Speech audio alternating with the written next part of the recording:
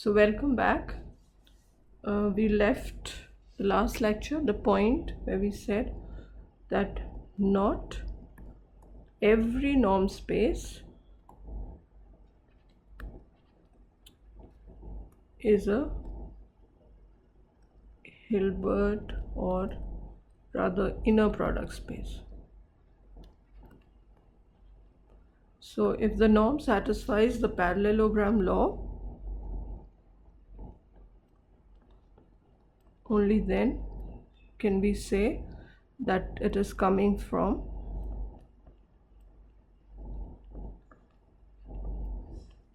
an inner product.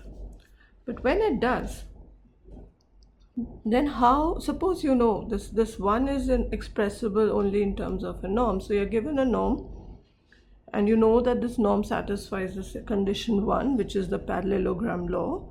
How do you retrieve the inner product from here? And that can be done by the polarization identity.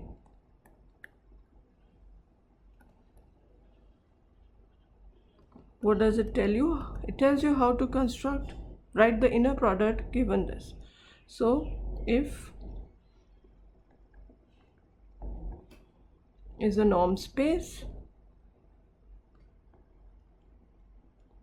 and 1 holds for all fg. Now this is important. You can't just say that I have one f and one g for which this parallelogram law is holding, therefore this norm space can be an inner product space. No, this has to hold for all fg belonging to the Hilbert space or the vector space. So if 1 holds for all fg in X,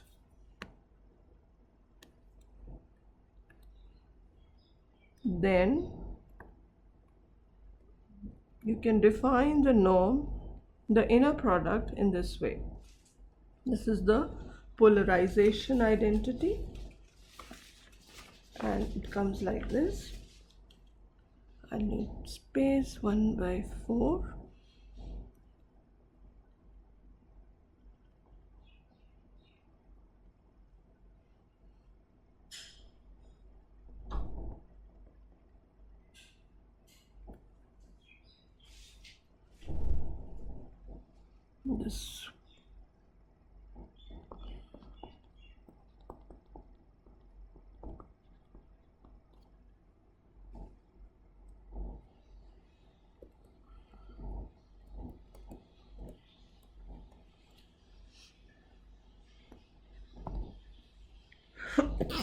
Excuse me.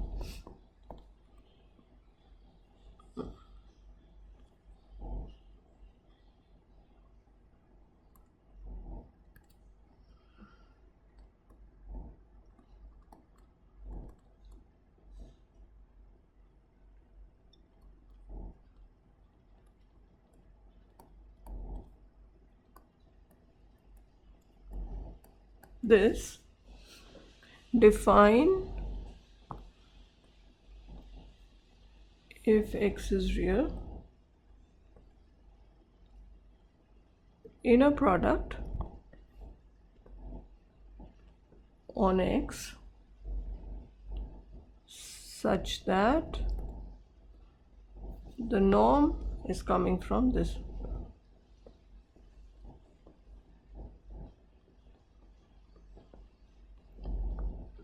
Okay, so this is the way to be able to retrieve the inner product given the norm and knowing that the norm satisfies the parallelogram law.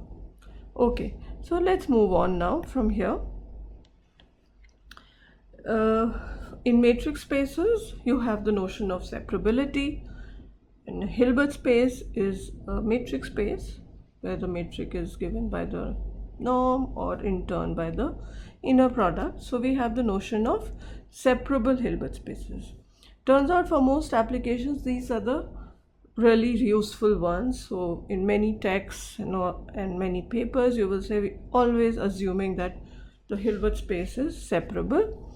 So let me quickly tell you what is separability. This is just the same concept as in any matrix space. Edge, Hilbert space, is said to be separable if it has a countable dense subset. Dense subset means, so M contained in N, dense means M closure is H, where the closure is with respect to the norm topology. And very loosely speaking, dense means that M is almost covering H in some way, so that in a certain way, very loosely speaking, that means that, so that if you take any edge, any point in H, and however small a neighborhood around that point, you will find an element of M in it. So no element of H can be far from M, some element of M. And the advantage of having a dense subset is that and especially a countable dense subset, is that you can prove some properties for the countable dense subset and then hope to extend it to the whole space. So often it makes the problem simpler. So Hilbert space is separable if it has a countable dense subset, and in that case the countable dense subset can be written as a sequence, obviously. Okay, and what are the examples of separable Hilbert spaces? Obviously all the finite dimensional ones, but for L2, the infinite dimensional, these are separable Hilbert spaces. But you can, as I mentioned already, you can talk of L2 of certain more complicated measure spaces, and then you will not have a separable Hilbert space. A non-separable Hilbert space, so you just take S to be R and you define L2 of S to be, so you define L2 of S to be all functions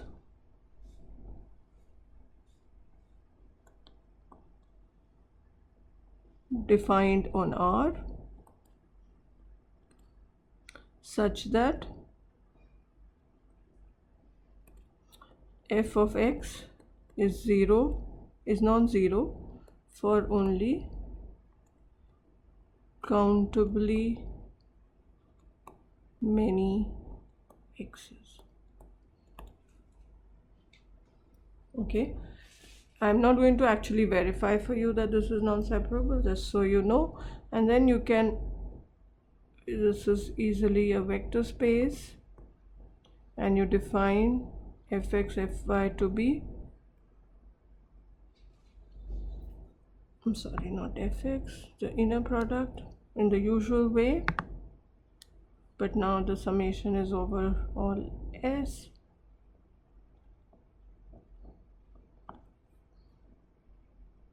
But now the sum makes sense because only countably many fs and gs are non-zero.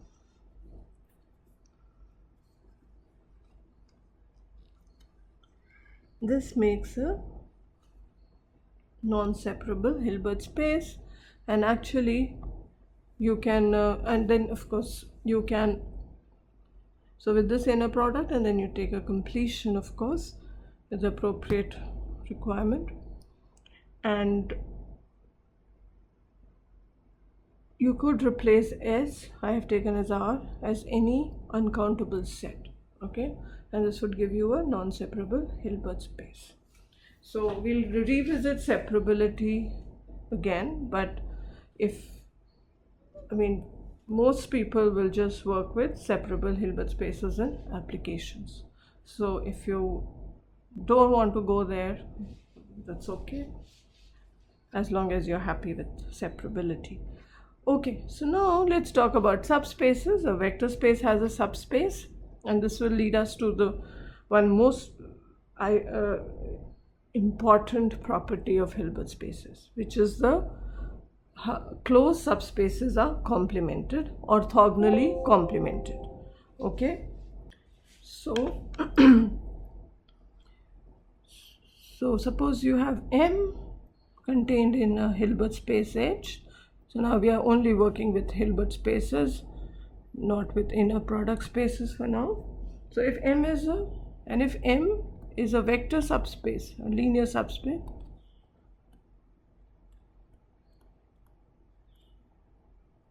just with this, then the same inner product that is there on H, so H has the inner product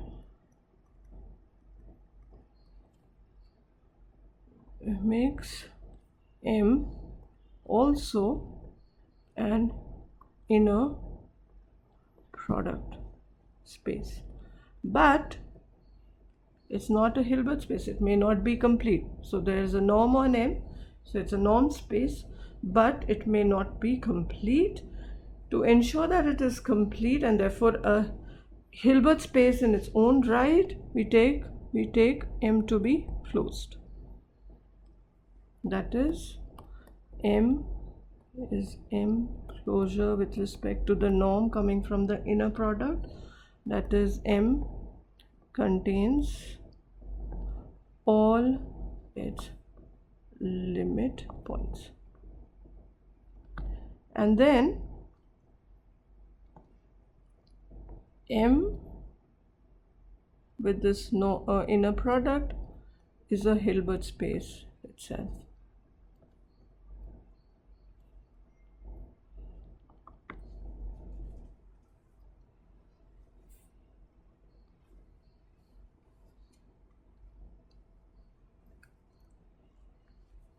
Okay,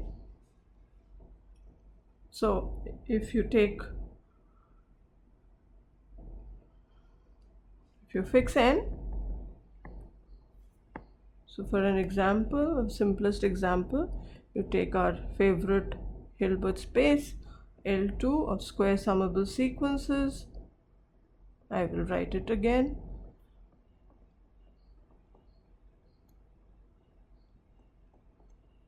And we know the inner product on this, and suppose I take fix N naught and I take M to be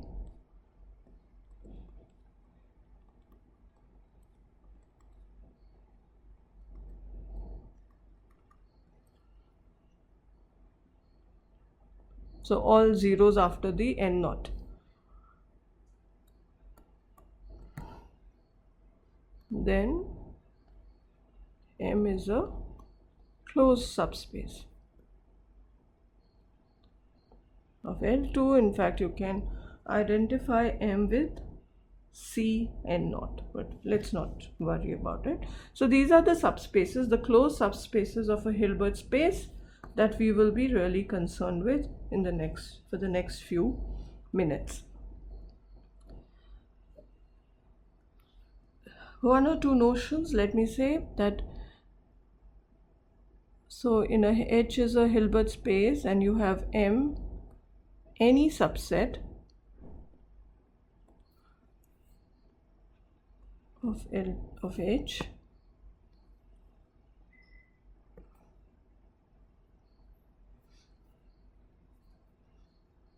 then X belonging to H is said to be orthogonal to M if inner product of X with any element of the set M is 0.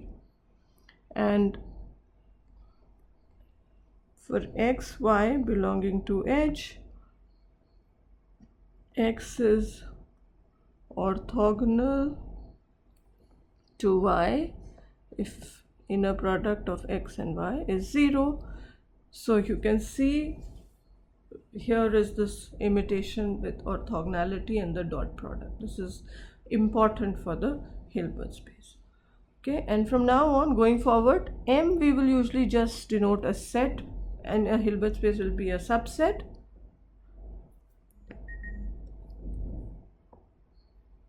And Y will be a closed subspace. Okay, this will be the more or less the notation I'll follow for the subsequent slides, unless I state otherwise. Okay, one or two more things to note, that if M is any subset of H, non-empty, then M perp is a closed subspace of M, or of H. Why is that? Just a very brief sketch. I mean, it's really trivial, but I wanted to bring out one property of inner product which we'll need to prove this. So why is M perp a subspace?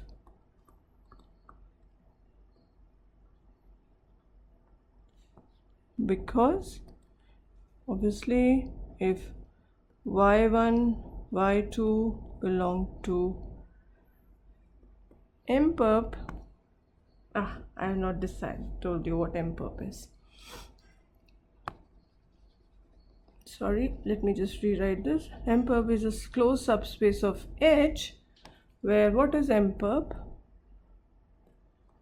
M perp is the collection of all y belonging to H such that y M is 0 .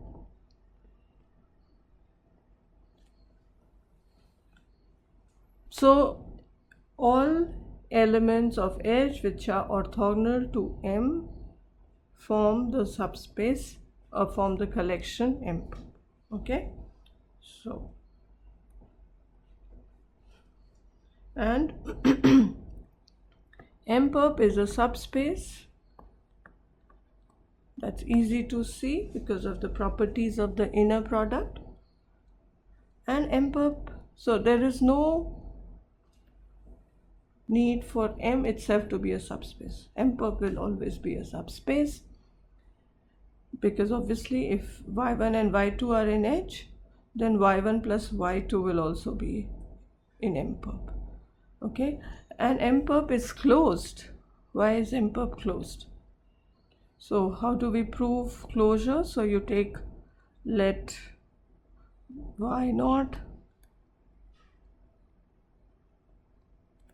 that means y naught can be approximated by a sequence of elements in M perp. So then there exists a sequence yn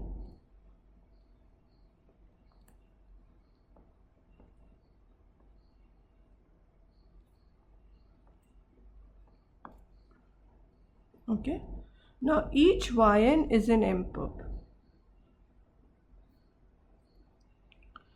So yn M is 0 for every M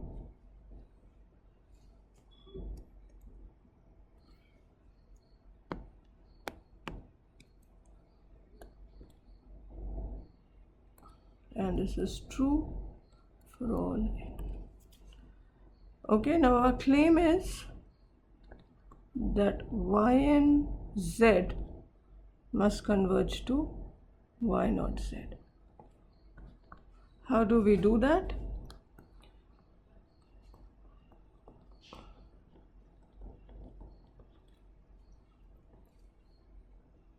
I use the property of the inner product, added addition, and now I use Cauchy-Schwarz.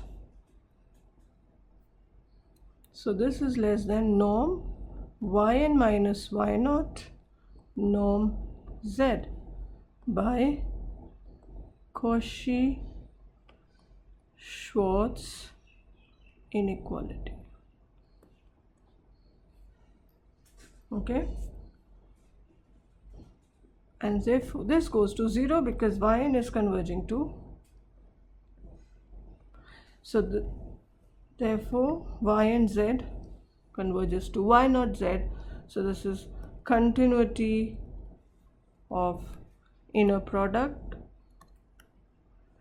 I didn't mention that, but now it's here. You can see this is the continuity in the first variable, first position, and then you can similarly prove for second, and then jointly continuous. Okay, so the inner product is continuous, which I didn't mention earlier, but here you can see actual proof. So y and z converges to y naught z, and therefore by this star y naught z must be 0. This implies, and this will be true for all z belonging to M.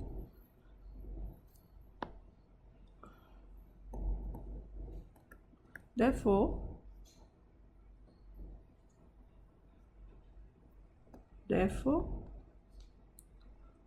y naught must belong to M perp. So we started with the approximating sequence. We took a y naught in M perp closure, and we'll end up with that y naught must be in M perp. Therefore M perp is closed.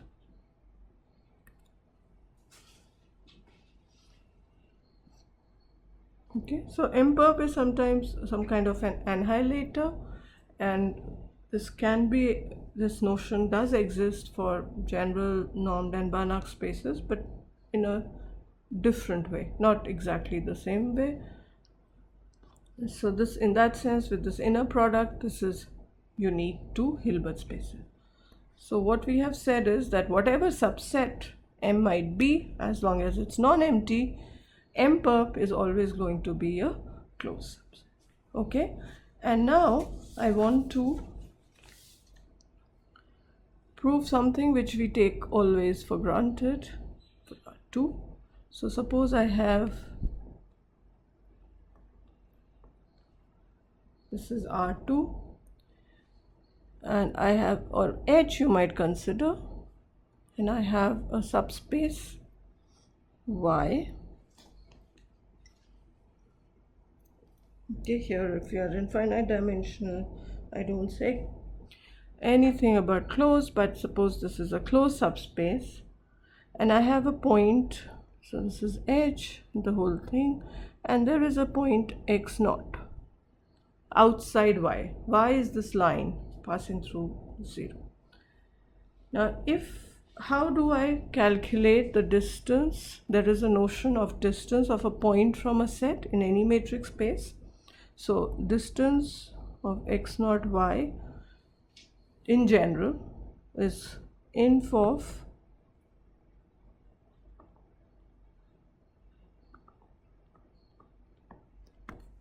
so here of course we know if you are in R2 you can just drop the perpendicular, and there will be this point, unique point y, where this perpendicular meets. And we also know that in this case the actual distance is going to be attained exactly at y naught. Okay, so any point outside y, there is a unique point y naught in y, which is this minimum distance, where the minimum distance is attained. Okay, and we can also see that there is some orthogonality here. Okay, if you are thinking of this as R2. Now this entire thing we can take up to this abstract Hilbert spaces, and I have a theorem which let me formulate for you, and I will take you through some basic proof of it without getting into technical details. Okay, so here is the theorem, exactly what I have said, but we need to put it in a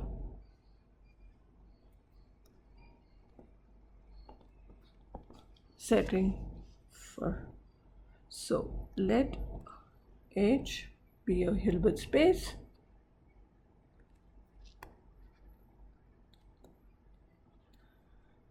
and Y a closed subspace of H. Then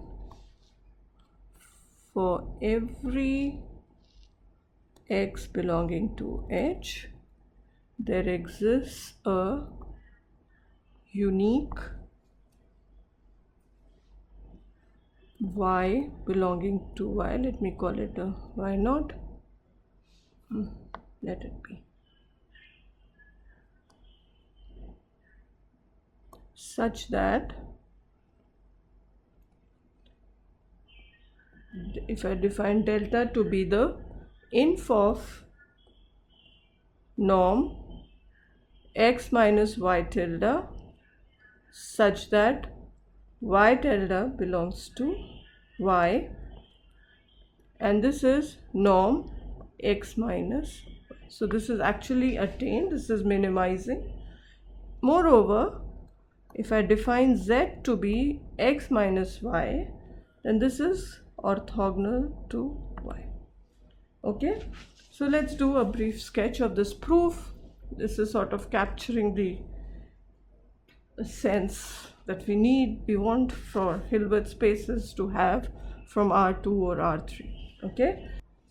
Okay, so let's see a sketch of the proof for this. So delta is the infimum, so remind you it's the greatest lower bound. That means for any n belonging to n, delta plus 1 by n is no longer a lower bound. Okay, so we can therefore write there exists a yn such that delta yn in y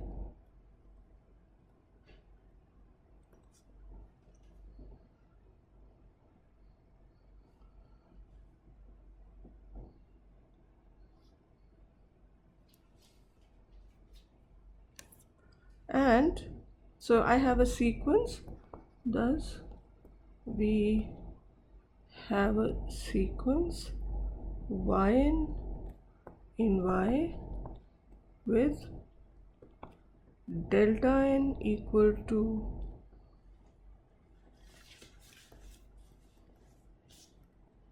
and delta n converges to delta as n goes to infinity. Okay, now we show that yn is Cauchy. Remember, yn is Cauchy. If I can show y is a closed subspace of a Hilbert space, so yn must converge to some point in y, and that y that we get as a limit of the sequence yn will be the desired y we are looking for, but we'll have to prove that. Okay, to show Cauchy we have this. I can write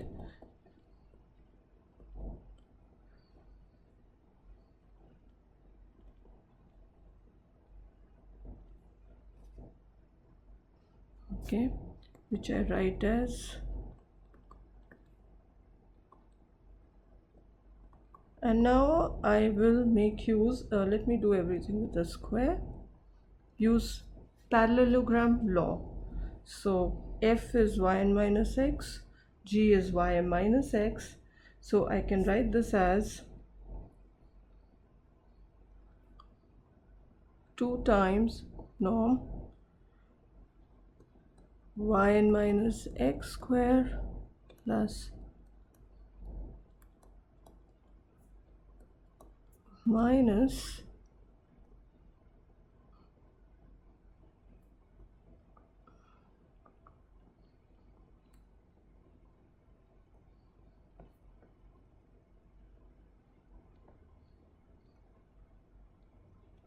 Okay, so you see a nice application here of the parallelogram law, and yn minus x is less than going to be delta n here, is actually equal to delta n. That is what we have defined. This is delta m, so this is just 2 times delta n square plus delta m square, and this I can write as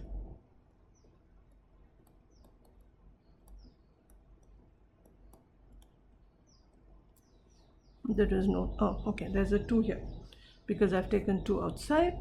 And now notice that yn and ym are in capital Y, so the sum divided by a scalar is also going to be in Y, so this whole thing belongs to Y, and delta is the infimum of norm x minus y delta, so this whole thing has to be, without the minus sign, has to be greater than equal to delta square.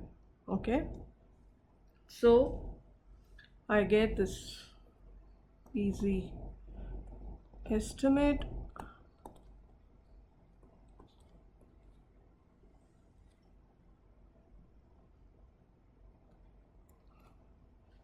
Okay, and there'll be a 4, sorry, okay, this is a 4. Okay, and this must go to 0 as n m go to infinity. So therefore yn is a Cauchy sequence in the closed subspace Y. Therefore, by definition, Y is complete because it's a closed subspace of H. So there exists a Y naught belonging to Y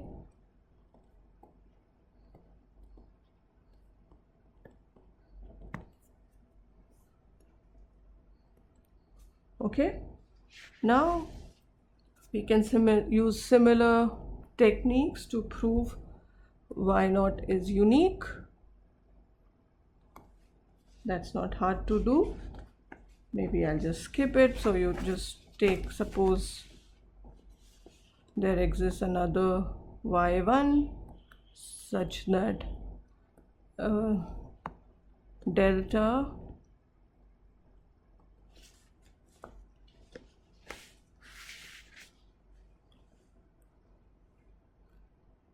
okay, I haven't said just 1 minute, I haven't actually shown you that this y naught is doing the trick. So clearly norm x minus y naught has to be greater than delta. Y naught is in delta, so that does it. And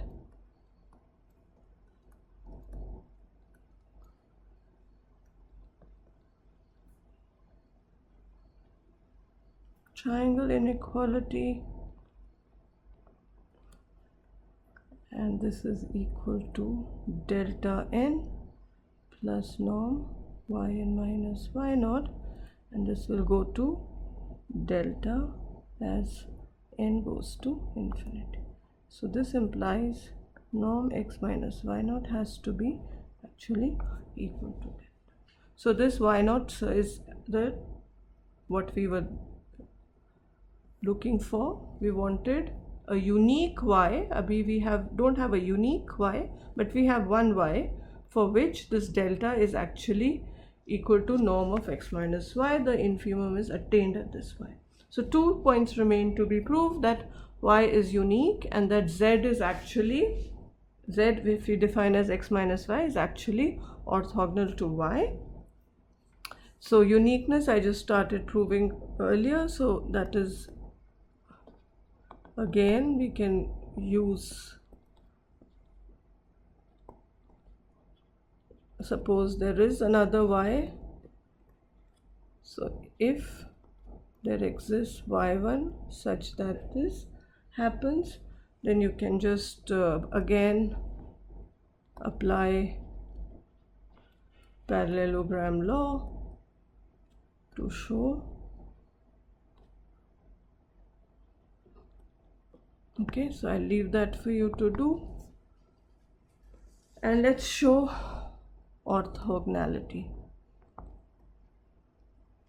That's also similar techniques we have seen when proving Cauchy-Schwarz inequality. So I let z be x minus y naught. This is the unique y naught we have obtained, and we claim that z is perpendicular to y. And you suppose it is not. When will it not be? So then there must exist a y dash belonging to y such that the inner product of z with y dash is not 0, different from 0. Okay, and let me call it beta. And again we do the same trick we did for Cauchy-Schwarz. We write this y dash. This is obviously always a non-negative number, and remember we are in a Hilbert space, so the norm is coming from a inner product. So I can write this, and if you open it out just as we did for in trying to prove the Cauchy-Schwarz inequality, you will get something like this.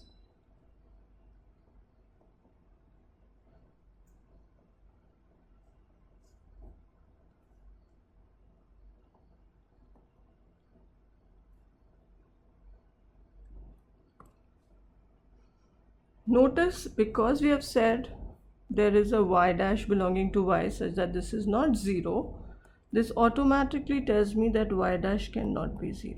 This is from a property of inner product. Okay, inner product of any number with 0 has to be 0. Okay, so now it remains for us to choose the right alpha bar. This is for any alpha bar, and as in the Cauchy-Schwarz proof, we just choose alpha bar to be so that the square bracket is 0. So that means it is y dash z over y dash, and it's okay to write y dash inner product in the denominator because y dash is not 0. Okay, and therefore what do we get? So therefore this 2 yields what? With this choice of alpha bar, this thing goes away, the square bracket, and we get 0 is less than equal to norm z square minus y dash z, that's, and beta, remember, is z y dash over norm y dash square. So that is, this implies, let me write it one more line, this is norm z square minus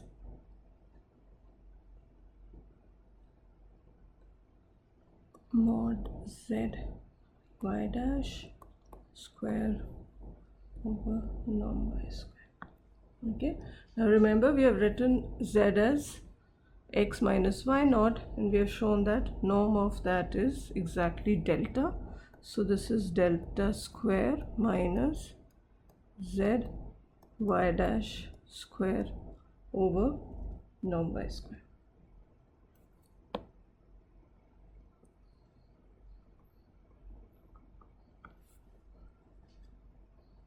Okay, and this is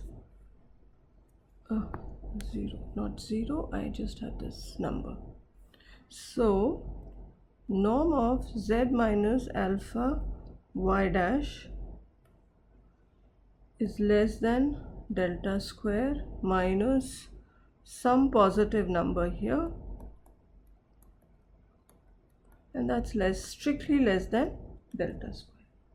Okay, that established. Please note the strict inequality is important, and look at what z minus alpha y dash is.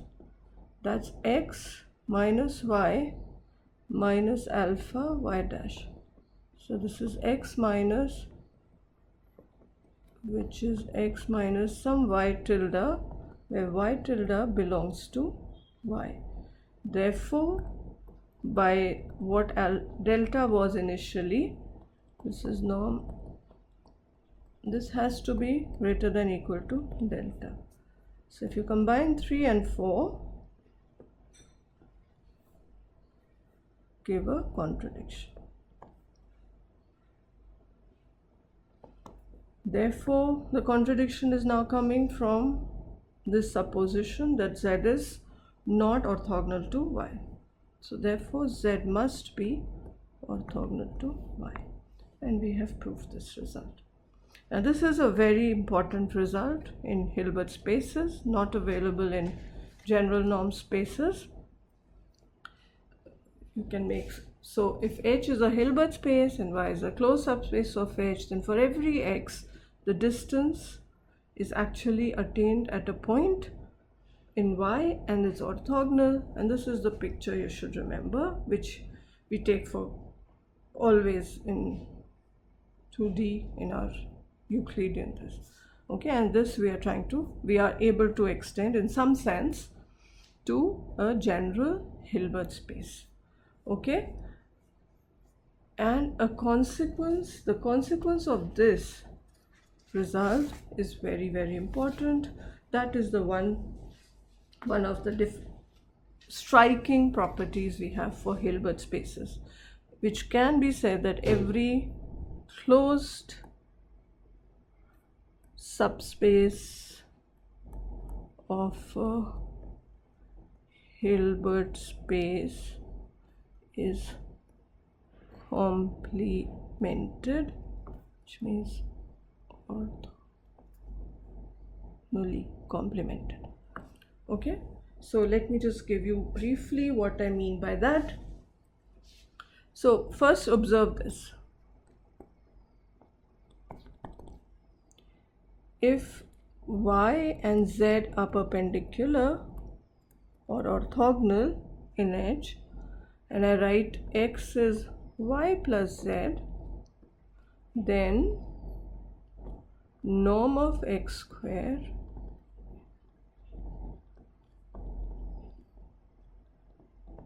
this is an easy consequence of the orthogonality of y and z, and you write down norm x square because norm is coming from an integral. This is Pythagoras, which we know so well,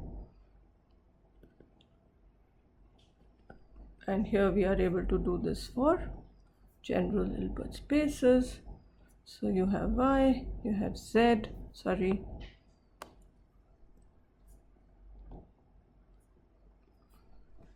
so this is the equivalent of saying that AB square plus BC square is AC square. Okay, so this we have observed that if y is orthogonal to z, then we add up, we get the norm of the sum is just the square of the norm of the sum is the sum of the squares of the ingredients. Okay,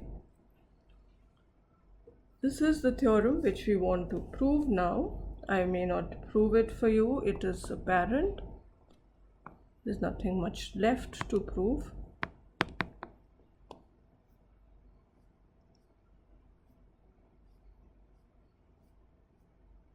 Oh, it seems like a long theorem, but it wasn't really. So here's the theorem.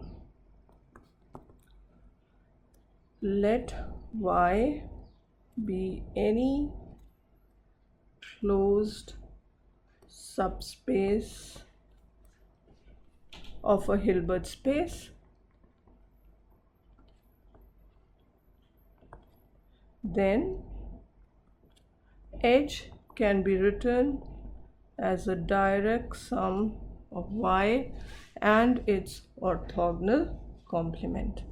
Okay, this means that is every x belonging to H is uniquely expressed as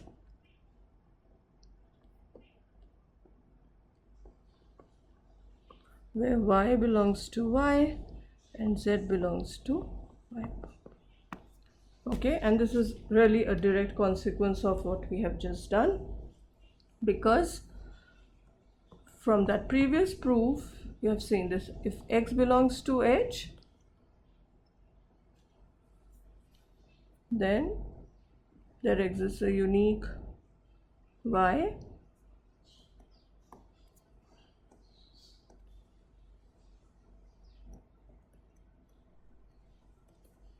and norm z. Okay, whatever, this kind of thing exists. I meant to write z is x minus y is perpendicular to y, so that is z belongs to y perp. That means, in another way, x can be written as y plus z, with y belonging to y, z belonging to y perp, and this must be unique, because if x is y plus z and y1 plus z1, where y1 belongs to y, then what do we get? Y minus y1 will become equal to z1 minus z, and this both should belong to just as this is 0. Okay, so there is a uniqueness. So as a consequence, so this is proven, that is, every closed subspace of a Hilbert space can be written like this. Let's look at a simple, very simple example. I believe these kind of results, many of you would have seen it for finite dimensional vector spaces. But here, this is any Hilbert space we are talking about, and so we have to have a closed subspace. So now let's take our favorite Hilbert space, L2.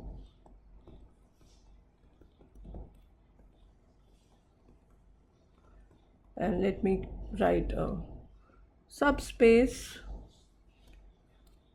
What will I write? Okay, so let's take all sequences where the even entries are 0.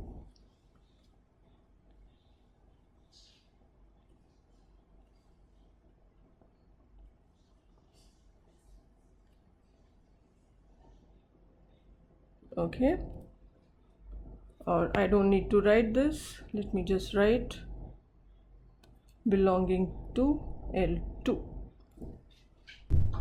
All right, then Y can be checked.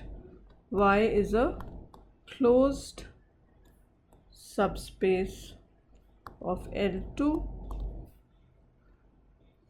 If you look at Y perp, what is Y perp? It is nothing but all elements x belonging to L2 such that inner product of x with y is 0,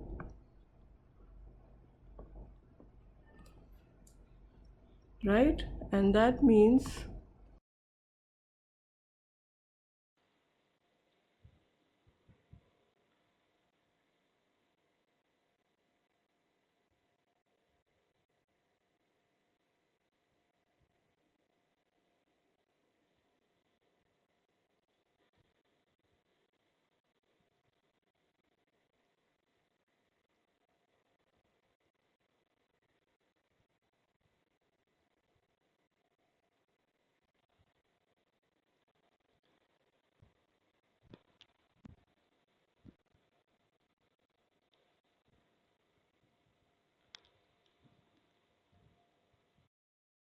is 0 corresponding to.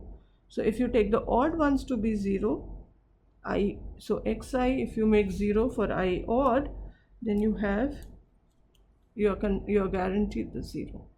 So that's why it turns out that this will be simply the space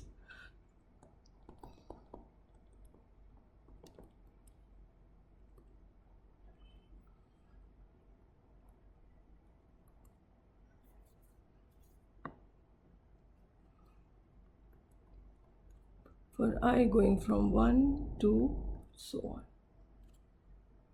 Okay, and we can check very easily, I mean you can check it immediately, that L2 will be written as, okay. So now what do we have? If you have a Y, a closed subspace of H, then every X belonging to H can be written uniquely as X is Y plus Z, Y is in Y, Z is in Y perp. So if I define a mapping P from H to H by writing P of X is, see, X can be written uniquely as Y plus Z. This is the unique representation, and I define it to be simply Y. Okay, this is called the projection of H onto Y. So this, because of the discussion we have had so far, P is a well-defined map. For those of you who recall what it means, P is actually bounded. But you can see first of all that what is the image of P, which is basically, I mean range P, is exactly going to be Y. This mapping P, if you restrict to Y, what will it give you? It will just be identity on Y. And if you restrict P to Y perp, it will be 0. Moreover, observe this. What is norm Px square? That is norm Y square, where X is Y plus Z, and that is less than equal to norm Y square plus norm Z square. But this is nothing but norm Y plus Z because of the Pythagorean law. So this is norm X square, and this is true for all X in H. So this is one way of, this is saying that P is well defined. P is of course linear. That is easily checked. So this is one way of saying that P is bounded, but we don't go there. P is a bounded linear operator. These are called projections. These are orthogonal projections. They are definitely unique to Hilbert spaces, orthogonal projections. And I think that is all I want to say about this area. Do I have, let me, maybe I overshoot by 5 minutes, but no discussion about Hilbert spaces should be complete without mentioning orthonormal basis. So what is an orthonormal set? So M contained in H is said to be orthonormal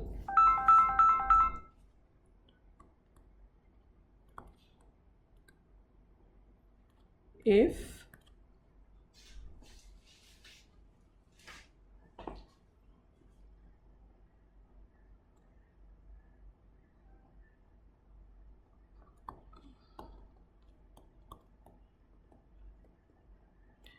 whenever X and Y are not the same, this is 0 and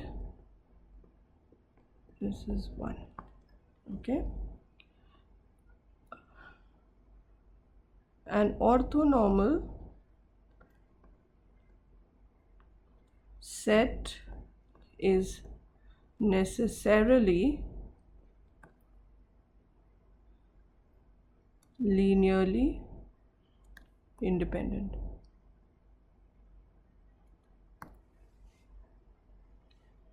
and a linearly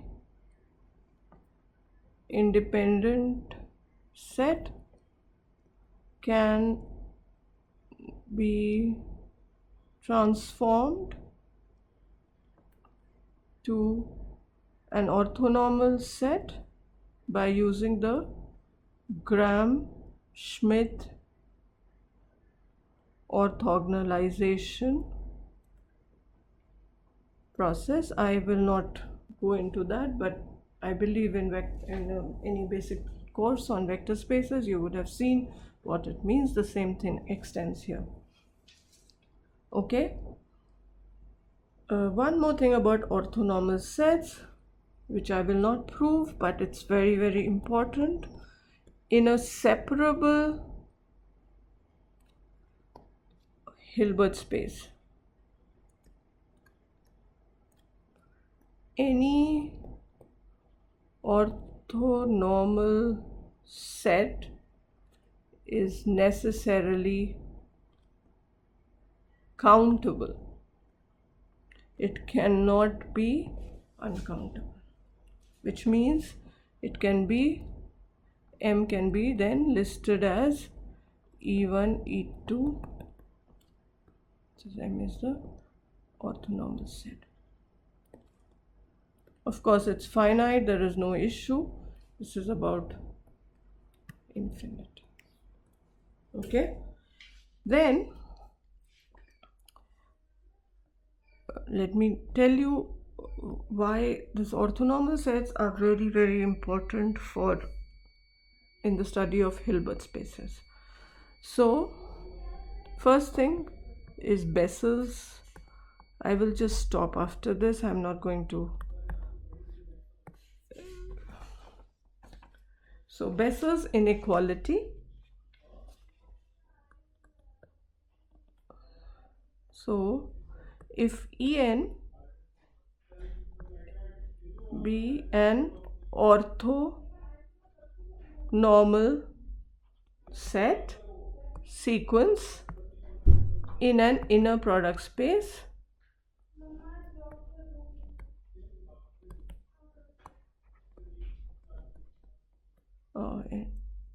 I will stick with the Hilbert space really, but this is true in any Hilbert space, in any inner product.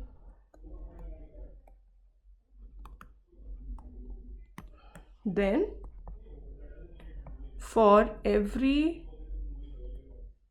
x belonging to x, summation k going from 1 to infinity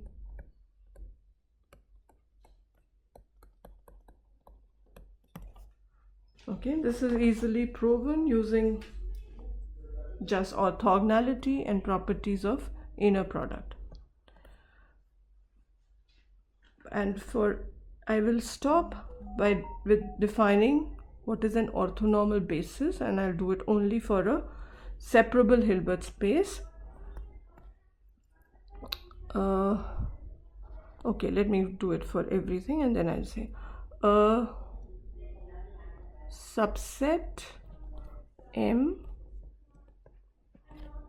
is total if span M, so you take linear span of elements, finite linear spans consisting of elements of M, and you take the closure, and that becomes H. So a total orthonormal set in H is called an orthonormal set, or orthonormal basis for H. Now this set in general may or may not be countable, but because of what I have written about separability, if you have a separable Hilbert space, this total orthonormal set or the orthonormal basis is necessarily countable. And it is a fact that every Hilbert space, separable or non-separable, has a total orthonormal set. This is a proof based on axiom of choice, and we don't go there, we won't do it. But every Hilbert space has a total orthonormal set or an orthonormal basis. Whether it is countable or uncountable is another question. If the Hilbert space is separable, the orthonormal basis for H is countable. And finally, I will leave you with this result.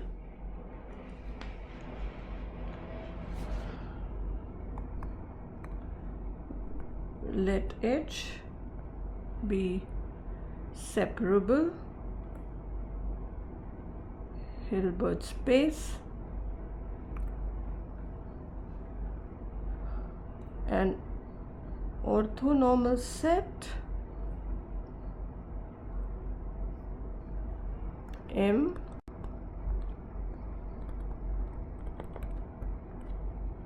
forms an orthonormal basis for H if and only if for every x belonging to H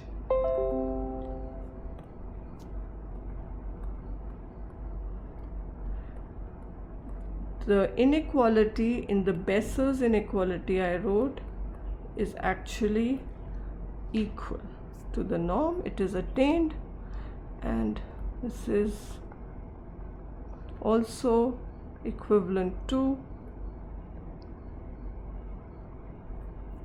this is EK is X. Okay, so I will like to stop here, and I've just given you some flavor of results about orthonormality and orthonormal basis. So any good textbook on functional analysis will have all these concepts and much more.